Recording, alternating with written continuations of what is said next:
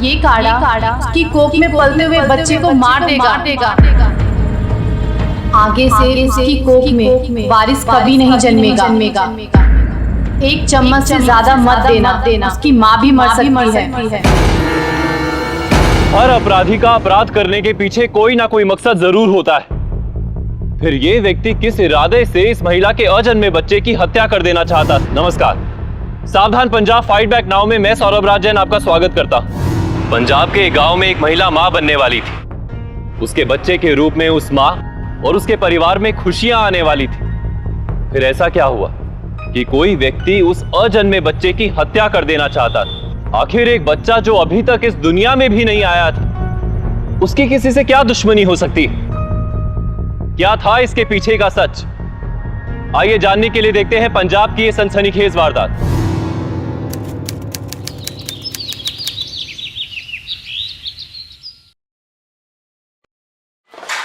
ओ गीत पुत्र, आज मैं अकेला ही नाश्ता करूंगा, बाकी सब कहाँ हैं?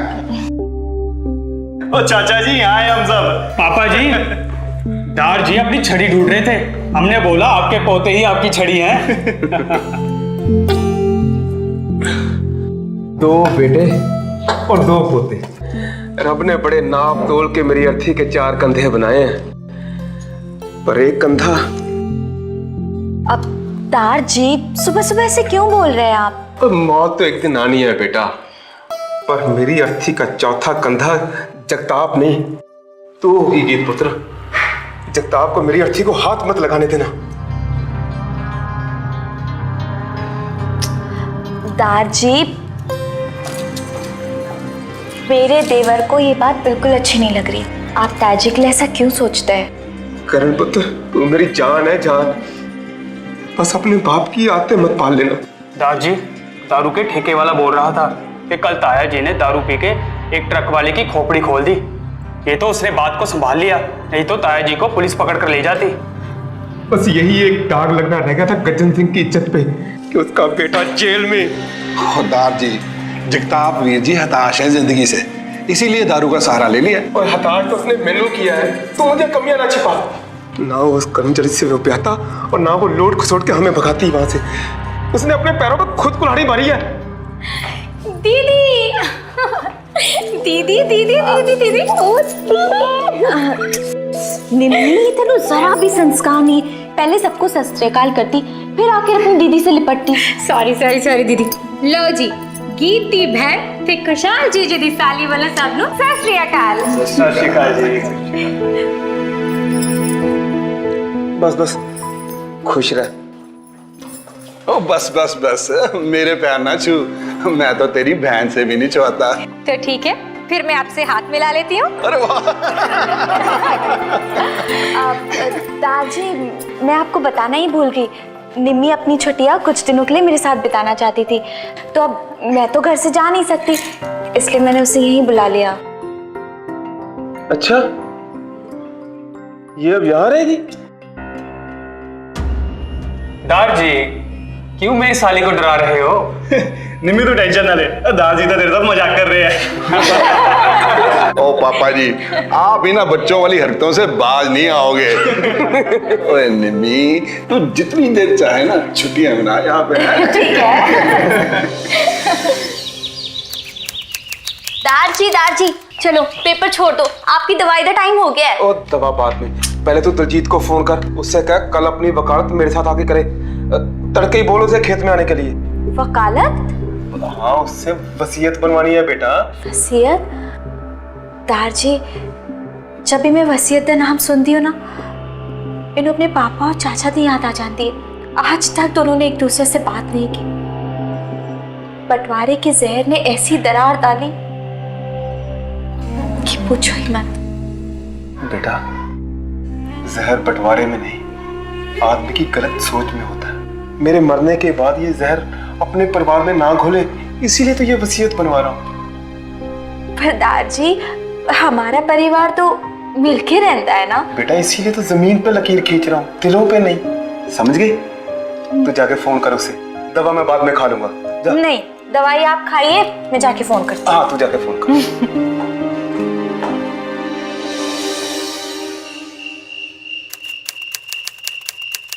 गीत, और मेरा बाम तो ले आ पुत्र। ये लीजिए आपका बाम। निमी तू, तेरी दीदी कहाँ है? वो दारजी को मक्खन लगा रही है और मुझे आपको लगाने के लिए भेज दिया। मक्खन? अरे वो दारजी का सिर दबा रही है। वो क्या है ना कि आजकल के जमाने में अगर बहू सेवा करे तो ससुराल वाले तो यही कहेंगे ना कि कहीं उनकी बहू उन्हें मक्खन तो नहीं लगा रही। और तेरी दीदी तो बहुत सेवा करती है हम सबकी। चलो तसल्ली हुई है सुनकर कि आप मेरी दीदी के बारे में अच्छा सोचते हो। तू क्या सोचती हम तेरी दीदी को प्यार नहीं करते? ओए वो तो हम सबकी बहुत लाडली है। हाय रब्बा, काश मुझे भी ऐसा ससुराल मिल जाए। ये पीठ की बाम है, आप खुद लगा लोगे? आप बोलो तो मैं लगा दूं, लेकिन आपको इसके बदले में मुझे कुछ देना पड़ेगा। वो क्या है ना कि निम्मी फ्री फंड में कोई काम नहीं करती। अरे जो चाहिए ले लियो, पहले बाम तो लगा है। चलिए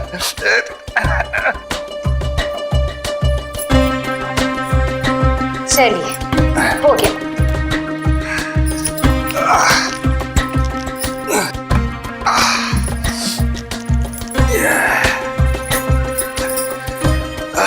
चल हो गया ना, बहुत बहुत शुक्रिया तेरी सेवा के लिए। तो दीजिए फिर सेवा का मेवा 1000 रुपए। बाम लगाने के 1000 रुपए? अरे क्या कर रही है तू? ये क्या, पर्स में सिर्फ इतना कैश? अरे 500 रुपए।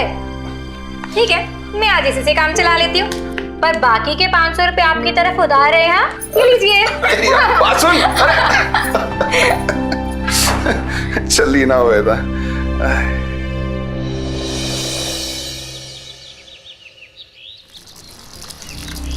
दारजी, वसीयत के कागजात तो मैं तैयार करवा कर ले आऊंगा, पर आप ये सब कर क्यों रहे हैं? क्यों कर रहे हैं मतलब?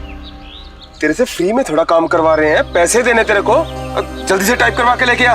ओह, आप तो नाराज हो गए। मैंने तो बस वैसे ही बोल दिया था। ठीक है, मैं 2-4 दिन में वसीयत के कागजात तैयार करवा के ले आता हूँ। हाँ ले आओ।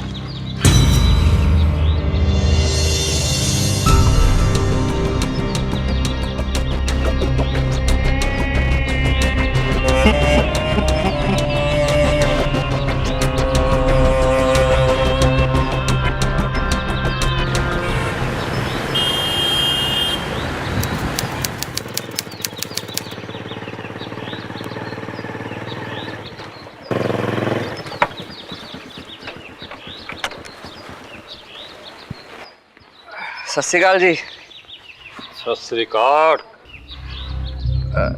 जगताप वीर जी, आपको देख के ना बड़ा तरस आता है मुझको।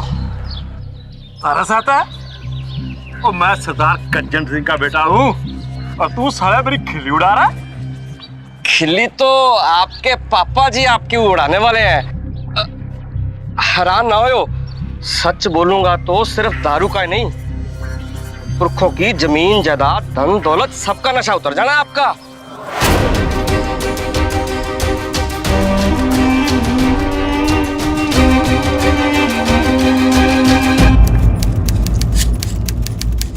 इस एल्बम में आपकी वाइफ की फोटोज बहुत कम है। लगता है आप उनसे प्यार नहीं करते। निम्मी, जो मन में आता है बोल देती है। ऐसे नहीं बोलते पुत्र, ऐसी बातें नहीं करते। सॉरी।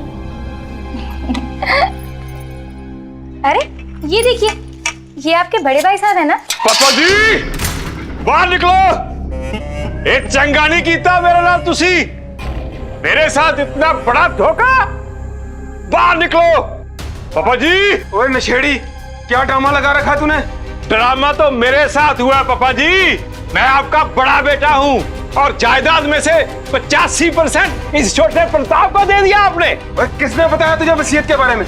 किसने भरे तेरे कान? कान नहीं, दिल भी भर गया था मेरा जब उस वकील ने मुझे बताया कि पापा जी की जायदाद में से सिर्फ 15% मिल रहा है। एक बात कान खुलकर सुन लीजिए पापा जी, अगर बंटवारा सही नहीं हुआ तो इसी चौखट पे जान दे दूंगा मैं। ओए चुप कर तू।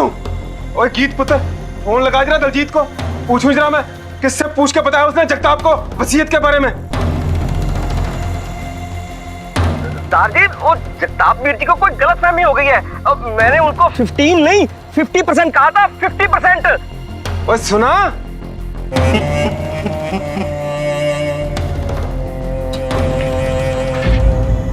और वो दलजीते, तूने किससे पूछ के बताया जगताप को वसीयत के बारे में?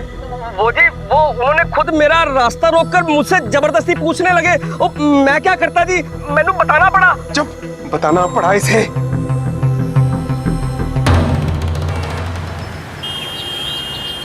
अरे गीत, पराठे ला ना। ला रही हूँ। ये लीजिए निम्मी की स्पेशल लस्सी। अरे वाह वाह वाह वाह वाह वाह, थैंक यू। अरे गीत पुत्र, दाची को बोल मैं कागज बना के ले आया हूँ। जी अभी बुला के लाती हूँ। आप लीजिए ना पराठा। आप और लेंगे? ले लीजिए।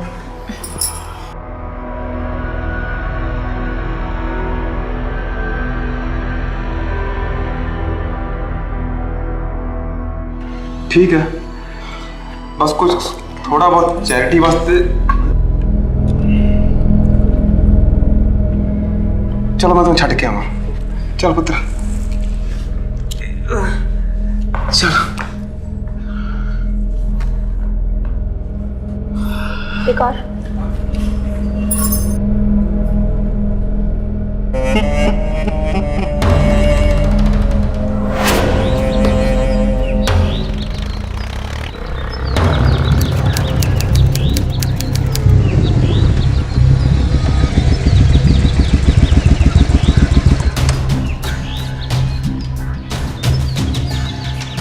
सत श्री अकाल जी।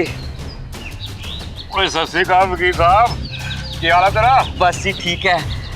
जगताप वीर जी, तार जी आपको बेवकूफ बना रहे हैं। वो वसीयत आपकी आंखों में धूल झोंकने के लिए मंगवाई गई थी। असल में 15% से ज्यादा आपको कुछ नहीं मिलने वाला। कल को वसीयत पे साइन हो जाने हैं और वो पक्की हो जानी है। इसका मतलब मेरा बाप ही मुझसे धोखा कर रहा है। वैसे ना वीर जी, ये सब आपके कर्मों का नतीजा है। पहले तो दारजी की मर्जी के खिलाफ उस नाचने वाली से ब्याह किया। ये सब तो मैं आपके भले के लिए बता रहा हूँ। ये प्रताप पापा जी का बहुत चहेता बनता जा रहा है। साला बखल गाता रहता है उनको। इसका कुछ सोचना ही पड़ेगा मुझे। बेहतर ये होगा कि प्रताप वीर जी के बजाय उसके बारे में सोचे जिसकी उंगलियों ने कल वसीयत पर साइन करने हैं।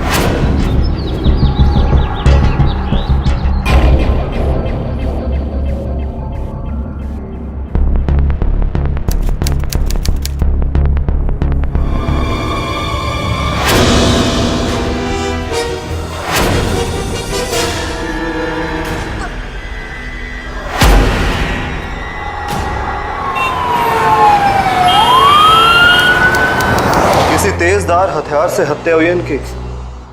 कुलवंत, इनकी लाश को पोस्टमार्टम के लिए भेजो।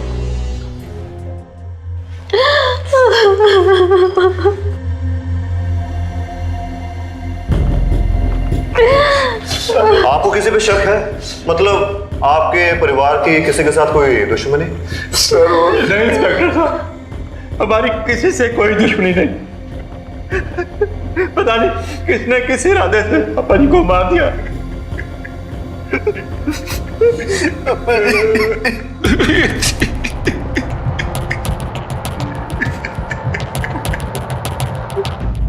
इस जॉइंट फैमिली के मुखिया गज्जन सिंह की हत्या हो चुकी थी। क्या वक्त रहते ये परिवार इस हत्या के पीछे का सच जान पाएगा? आइए देखते हैं।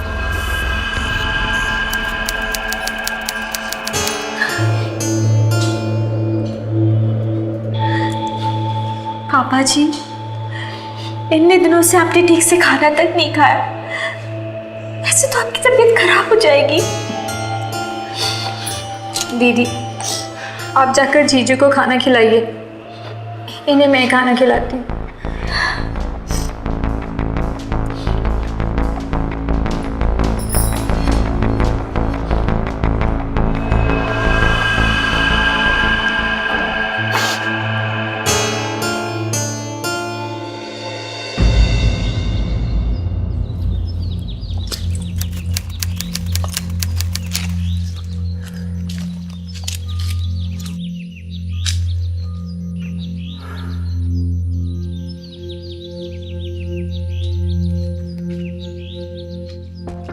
करण किथे? देख नहीं रहा मैनू? पता नहीं।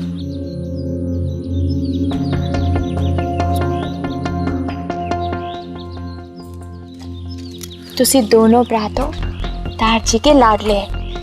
उनकी जमीन, उनकी खेती सब तुम दोनों ने ही तो संभालना है ना। इस तरह कल्ले कल्ले बैठे रहोगे तो दार जी की आत्मा को बहुत दुख होगा। गीत, मेरा किसी भी बात में जी नहीं लग रहा। एक बार वो कातिल मेरे सामने आ जाए, मैं उसका गला घोट जाऊंगा। तुसी परेशान ना हो, पुलिस है ना, वो से ढूंढ निकाले। तुसी जाके अपना मुंह धो। करण कितने है? इतने आस पास ही होगा, मैं अभी बुला के आती हूँ।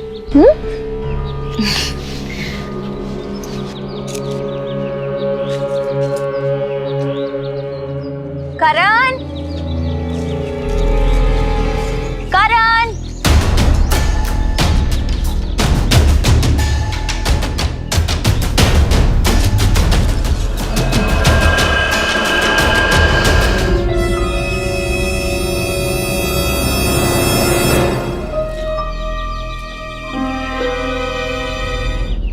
हो सकता है कि इस कुर्ते का ताल्लुक उस कातिल से हो।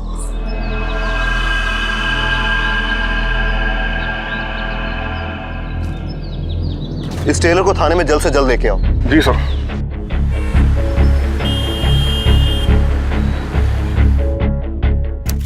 सर यही है वो टेलर।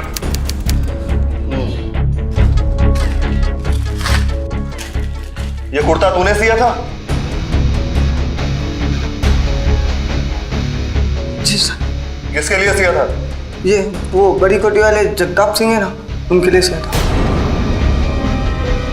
इंस्पेक्टर साहब मेरी बात तो सुनिए, मैं क्यों अपने पापा जी का खून करूंगा? मुझे तो खुद नहीं पता चला कि मेरा कुर्ता वहां पहुंचा कैसे है। जो बोलना है थाने चल के बोलना। सर मैं आपके सामने हाथ जोड़ता हूँ, आप मेरी बात को समझने की कोशिश करें सर जी। सर जी, सर जी, मेरा विद्यार्थी। विशाल, विशाल, तेरे ताया जी कितने भी बुरे हो लेकिन वो पापा जी को नहीं मार सकते। हमें वीर जी को जेल से छुड़ाना होगा।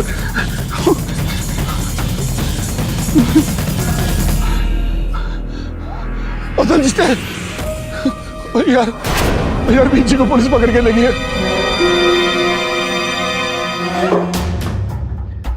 जरा क्रॉस चेक करो, ये वाकई ठेके पे था या झूठ बोल रहे हैं? Okay sir.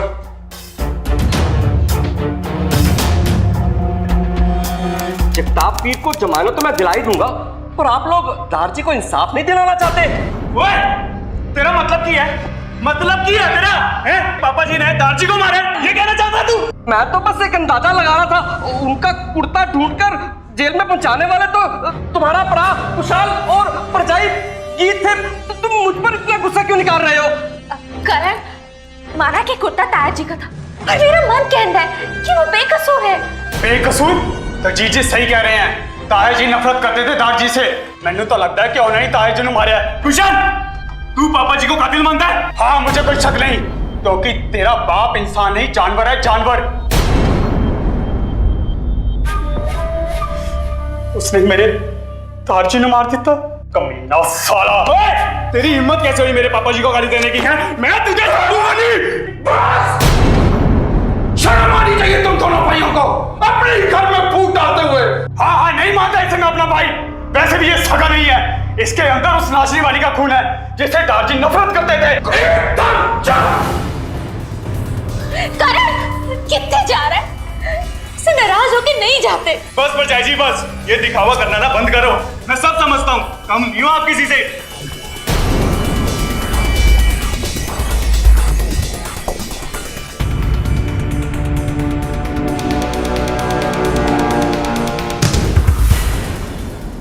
ओए ओए रब्बा, ये क्या हो गया? क्यों बिखेर के रख दिया इस घर को? जब भी मैं वसीयत नाम सुनती हूँ ना, इन्हें अपने पापा और चाचा की याद आ जाती है। आज तक दोनों ने एक दूसरे से बात नहीं की। बेटा, जहर बंटवारे में नहीं, आदमी की गलत सोच में होता है। मेरे मरने के बाद ये जहर अपने परिवार में ना घोले, इसीलिए तो ये वसीयत बनवा रहा हूँ। पर दारजी, हमारा परिवार तो मिलके रहता है ना। बेटा इसीलिए तो जमीन पे लकीर खींच रहा हूँ, दिलों पे नहीं। सर ठेके वाले साहब ने अच्छी समय पूछताछ की। सर उसने हमें बताया कि जिस दिन दार जी का खून हुआ था ना, उस दिन देर रात तक जताब 3 बजे तक ठेके पे ही था। ठेके पे था? Yes sir. अगर वो ठेके पे था तो खून किसने किया? खैर तुम जगताप को बाहर लेके आओ। Yes sir. देख फिलहाल तुझे मैं उस ठेके वाले की गवाही पे छोड़ रहा हूं, लेकिन तू पिंड से बाहर नहीं जा सकता, समझा? साइन कर। जी चल निकल।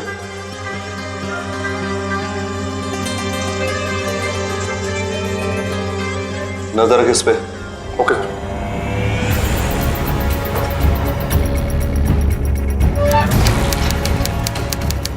जी खबरदार करण, जो मेरे दारजी के कातिल को अंदर लाया तो वो मेरे भी दारजी थे। अगर पापा जी गुनहगार होते तो पुलिस उन्हें छटती नहीं। जानता हूँ तेरे पापा जी को, बड़े चालाक किस्म के आदमी है ये। कोई ना कोई दाव पेच लगा के इन्होंने अपने आप को छुड़वा लिया होगा। चिल्ला मत। दारजी नफरत करते थे इस इंसान से। ये आदमी हमारे साथ इस घर में नहीं रह सकता, समझा? वाह प्रताप वाह, क्या पढ़ा कर तैयार किया है अपने बेटे को। लेकिन मैं भी देखता हूं मुझे इस घर से कौन निकालता है। ओ वीर जी, आप कुशल की बात का गुस्सा मत करो, मैं समझाता हूँ ना इसे। नहीं पापा जी, इनके साथ रहकर हम अपनी इज्जत नहीं कटाएंगे। ये सब के सब आपको तारजी का कातिल और मुझे कातिल का बेटा समझते हैं। अब हम इस घर में 1 मिनट भी नहीं रुकेंगे। नहीं पुत्र, ऐसी कोई बात नहीं बेटा। बस बस चाचा जी बस, आपकी हमदर्दी की और हमें कोई जरूरत नहीं है। हम खेत में जाके बरसाती में रह लेंगे, लेकिन इस कार के अंदर बिल्कुल नहीं रहेंगे। नहीं करण, ये क्या बोल। ठीक है करण, हम यहां नहीं रहेंगे, लेकिन एक बात साफ कर देता हूं, जमीन का एक टुकड़ा भी तुम्हारे नसीब में नहीं होने दूंगा। इस घर में तुम रहोगे और पापा जी की सारी जमीन मेरी होगी। दादाजी तू चुप कर छोटे, जो कहा है करके दिखाऊंगा। इसे या तो मेरी धमकी समझ या फिर मेरा पागलपन। चलो जी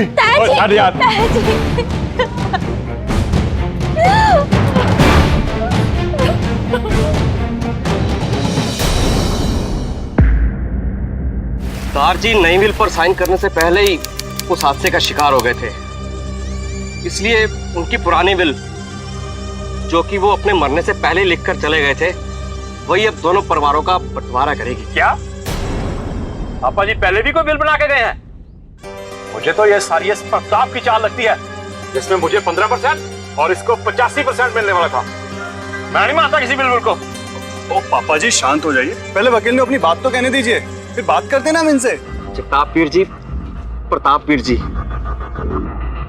दारजी अपनी पहली विल पर लिखकर गए हैं कि उनके मरने के बाद उनकी सारी जायदाद पर उनके दोनों पोतों का हक होगा, और वो भी एकदम बराबरी का।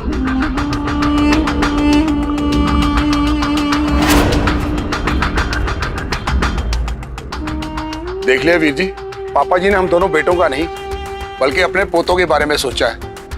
अब तो आपको खुश होना चाहिए कि आपके करण और मेरे कुशाल दोनों को बराबरी का हिस्सा मिल रहा है।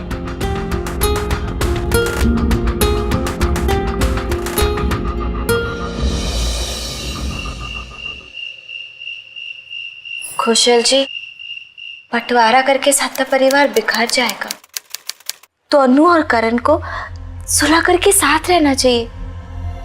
दारजी की खुशी भी इसी में थी।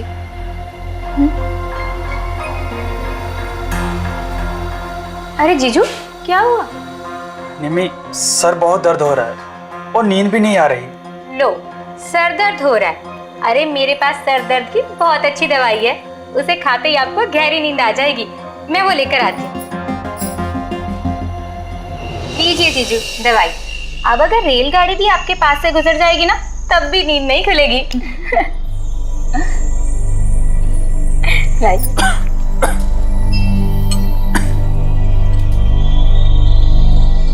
चलिए दीदी, अब हम जीजू को आराम करने देते हैं। हम मेरे कमरे में चलते हैं, ढेर सारी बातें करेंगे। चलिए।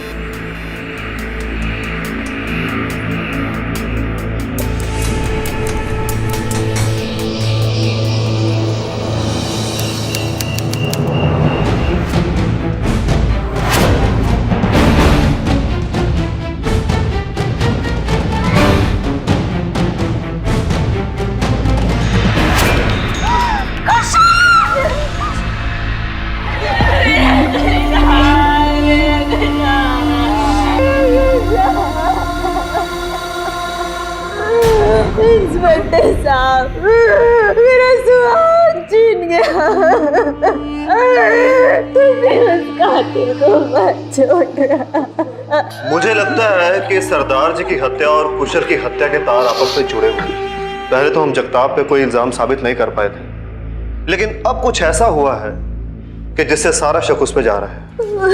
सर जी, ना तो दीदी कुछ बोलेगी और ना ही अंकल जी, क्योंकि जो क्रिमिनल है वो इसी घर का आदमी है। तुम्हारा मतलब जगताप? जी, मैंने खुद देखा था कि वो कैसे सब लोगों को धमकी देकर गए थे। इस घर में तुम रहोगे और पापा जी की सारी जमीन मेरी होगी। जो कहा है करके दिखाऊंगा। इसे या तो मेरी धमकी समझ या फिर मेरा पागलपन। दीदी, आपका क्या कहना है प्रताप जी? कल वकील ने पापा जी की विल के बारे में बताया था, जिसमें लिखा था कि पापा ने सारी जायदाद दोनों पोतों के नाम पे कर दी। इसमें करण का कोई कसूर नहीं है सर जी। लेकिन सर जी, करण के पापा सब कुछ करण के नाम पे कराने के लिए कुछ भी कर सकते थे। उन्होंने मेरे कुशाल को मारा होगा सर जी।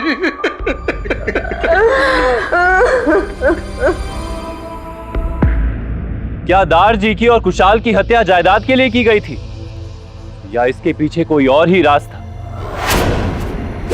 कुशाल की हत्या ने मुश्किल से संभले इस परिवार को एक बार फिर से बिखेर कर रख दिया था। अब ये सवाल खड़ा हो रहा था कि अपराध का ये सिलसिला थमेगा कब, अपराधी बेनकाब कब होगा। मैंने क्या किया है? बात तो सुनिए। इंस्पेक्टर बाबूजी ने कुछ नहीं किया, छोड़ दो यार। हर बार मैं कर, मेरी बात तो सुनिए। कमाल यार तुम्हारी। बात तो सुनिए, बाबूजी ने कुछ नहीं किया। ओ यार बाबूजी, इंस्पेक्टर साहब मेरी बात तो सुनिए। इंस्पेक्टर साहब,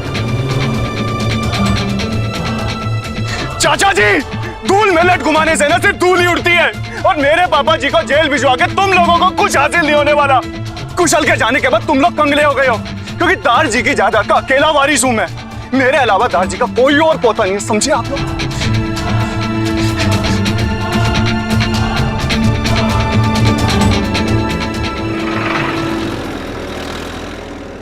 करण ने बड़ी अचूक चाल चली है। वसीयत के मुताबिक वसीयत पर सिर्फ पोतों का हक है, और वही एक पोता बचा है जो अब जिंदा है। तो हमें क्या करना चाहिए दलजीत जी? एक ही सॉल्यूशन है, और वो ये है कि प्रताप वीर जी शादी कर ले। उससे उनका जो बच्चा होगा उसका पूरा मालिकाना हक होगा दार जी की जायदाद पर। की गल कर रहे दलजीत जी? पापा जी शादी करने को नहीं मानेंगे, और अगर वो मान भी जाएंगे तो इस उम्र में ऐसी कौन सी औरत होगी जो उनसे शादी करके उनको बच्चा झटके दे सके? सिर्फ इतना ही नहीं, ये भी जरूरी है कि वो औरत तुम्हें धोखा ना दे। तुम अपने फायदे की सोचो, सिर्फ अपने पापा जी के बारे में नहीं। और मैं तो ये कहूंगा कि तुम अपनी बहन निम्मी की शादी प्रताप जी से करवा दो। तुम्हारी बहन तुम्हें कभी धोखा नहीं देगी। अच्छा, मैं चलता हूं।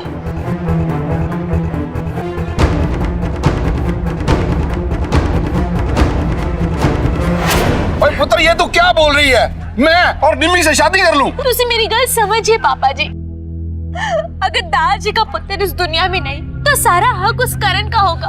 तुसी मैं हम कैसे रवांगे? पर इस उम्र में शादी करके सारे पिंड में मजाक बन जाएगा मेरा। और वो निम्मी, वो मान जाएगी क्या? अपने फायदे वास्ते थोड़ा मजाक सहन कर लो। और रही बात उस निम्मी दी, मैंने उसे समझा लिया, बस तुसी हाँ कर दो।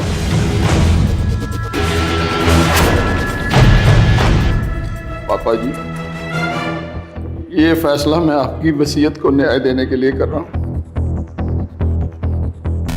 मुझे माफ कर देना। पापा जी, तुसी अपने आप को इतना गिल्टी ना समझो। तुसी जल्दी से कोर्ट से शादी की डेट निकालो और शादी रजिस्टर कराओ।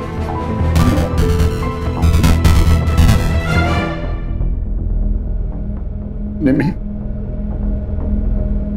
तुम कितना कुछ कर रही हो मेरे लिए, अपनी बहन के लिए।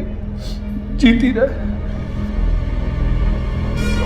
दीदी, दीदी क्या हुआ? क्या हुआ गीत पुत्र?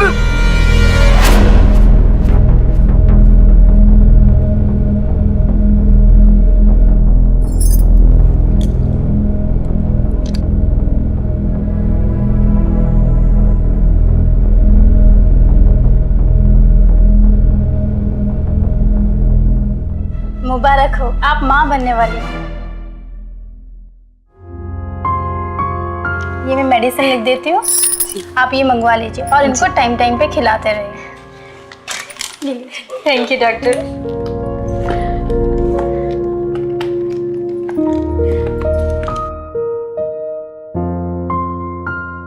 कांग्रेचुलेशन दी। ध्यान से। तू ठीक तो है ना पुत्र? हाँ पापा जी हम जिस बात के लिए परेशान थे वक्त ने उसका हल खुद ब खुद निकाल दिया। अब निम्मी को आपसे ब्याह करने की कोई जरूरत नहीं। मेरा जो पुत्र होगा वो भी तो दारजी का पड़पोता होगा, उसे भी तो जमीन पर हक मिलेगा, है ना पापा जी? हाँ।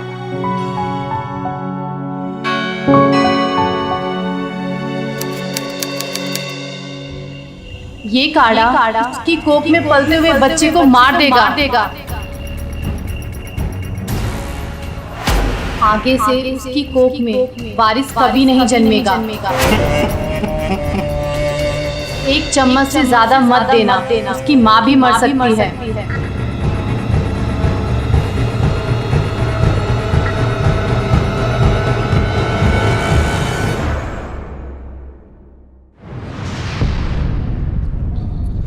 पापा जी की होया? गीत पुत्र, मैं तेरे लिए काढ़ा लाया हूँ। एक बाबा जी ने मुझे दिया है, कहते हैं इसे पीने से बेटा होगा। हमें तो पापा जी का पोता चाहिए, है ना? नहीं पापा जी, मम्मी जी ने मेरे वास्ते एक पूजा कराई है और उन्होंने मैंने कोई और उपाय करने से मना किया है। पुत्र, वो बहुत माने हुए पापा जी हैं, इसे पीने से कुछ नहीं होगा। पी ले। नहीं पापा जी, मैंने ये काढ़ा नहीं चाहिए। अरे क्यों जिद कर रही है? पी ले। पापा जी पर जिद तो आप कर रहे हैं ना, मैंने कहा ना आपसे मैं ये काढ़ा नहीं पी सकती। अरे क्यों चालाक बनती है तू, हैं? पी ले। नहीं पापा जी, मैं नहीं पी सकती ये काढ़ा, मम्मी ने मना किया है मैंने। बहन के साथ शादी करने के सपने देख रहा था तू? हाँ, अरे मैंने तो उसी दिन शक हो गया था जब उस वकील ने मैंने निम्मी की शादी तेरे साथ कराने की बात की थी। अपनी बहन निम्मी की शादी प्रताप जी से करवा दो। पहले तो मैंने वो वकील गलत लगा, पर जब मैंने पता चला कि वो सब तेरे कहने पे कर रहा है तो मैं हैरान रह गई। वाह दलजीते वाह, ये तो तूने कमाल कर दी। अब गीत की बुद्धि जरूर गुम हो जानी है। हो ना हो वो मेरी शादी निम्मी से जरूर करवाएगी, हैं? चलो ओके, रख फोन, बाद में बात करता हूँ। चाय। Thank you. अरे वाह वाह वाह वाह वाह, कितना ख्याल रखती है तू मेरा, है? फिर मैंने तेरी असलियत जाकर निम्मी को बताई और हम दोनों ने मिलकर तुझे तेरे ही जाल में फंस दिया। उसके बाद मैंने प्रेगनेंसी का नाटक किया और तेरा ये घिनौना चेहरा बेनकाब किया और तुझे इशारा दे दिया कि तू मेरी बहन के साथ शादी नहीं कर सकता है। और उसके बाद मैंने तेरे हर कदम पर नजर रखा और जब तू उस दाई से ये काढ़ा ले रहा था ना, तब मैं तुझे देख रही थी और मैं फौरन पुलिस के पास गई ताकि तो जैसे इंसान को रंगे हाथ पकड़ा सकूं। मूरत भोली और कर्म ऐसे, अपने घिनौने इरादे के लिए तूने कौन कौन से क्राइम के जल्दी बोल बात। मैं निम्मी को बहुत पसंद करता था और इससे शादी करना चाहता था। मैं जानता था कि सीधे सीधे तो मेरी शादी निम्मी से नहीं हो सकती, इसलिए मैंने वकील के जरिए जगताप को भड़काया और खुद पापा जी का कत्ल करके वीर जी का कुर्ता मैंने ही खेत में डाला था।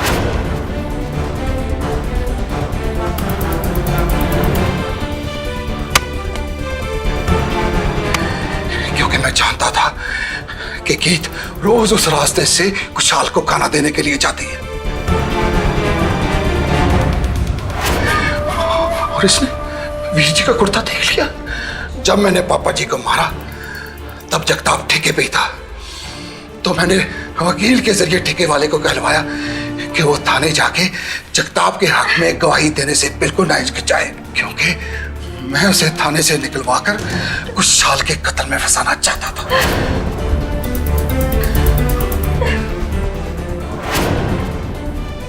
अब वक्त आ गया है कि तू पोतों वाली झूठी वसीयत का झूठा राज खोल दे। ठीक है जी। हाँ, मैंने ही कुशाल को मारा है और शक किया जगताप पे।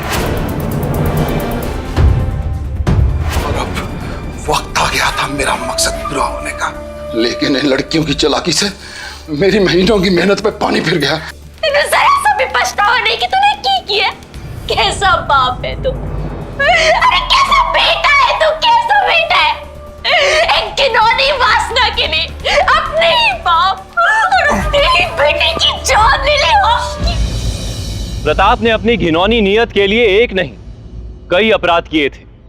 निम्मी को अपना शिकार बनाने के लिए पहले उसने अपने पिता और फिर अपने ही बेटे दोनों की बेरहमी से हत्या कर दी। और इतना ही नहीं, लगातार षड्यंत्र रचकर उसने इन हत्याओं का आरोपी अपने बड़े भाई जगताप को बनाया। रिश्तों के बीच प्यार और भाईचारे की बजाय अपराध की ये वारदातें किसी के भी रोंगटे खड़े कर देती और ये सवाल खड़ा करती हैं कि कोई कैसे अपनों के ही साथ इतना भयानक हो सकता है। झूठे सबूत और जानकारी देकर पुलिस को गुमराह करने के जुर्म में धारा 193 और धारा 203 के तहत उम्र कैद की सजा सुनाई गई। घर का डॉक्टर या लॉयर घर परिवार का बेहद ही करीबी और राजदार होता है, लेकिन लॉयर दलजीत ने उसी भरोसे को तोड़ा और सबको धोखा दिया।